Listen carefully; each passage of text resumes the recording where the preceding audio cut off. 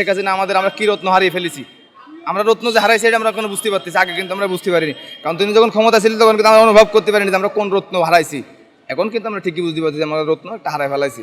তো মানুষ আসলে থাকতি মানুষের যখন না থাকতি মায়া বুঝলি না, তা মানুষ যখন থাকে তখন মায়া বোঝে না। এখন আমরা ঠিকই বুঝতে পারছি যে আমরা আজ কী করেছি।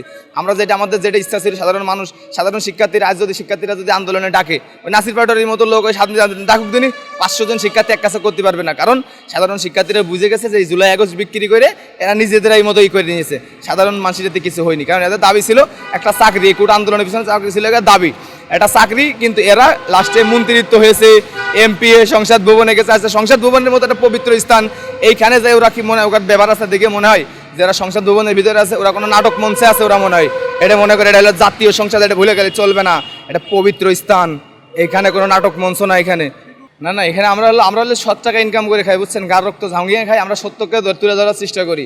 বিগত সরকার যেটা করে দিয়ে গেছে, ওই সময় অনেক নেতাকর্মী খারাপ ছিল, তাদের সম্বন্ধে হয়তো কিছু রিক্সাওয়ালা হয়তো বাজে মন্তব্য করেছে, এটা ঠিক আছে, কারণ একটা না দল থাকলে এরকমই হয়।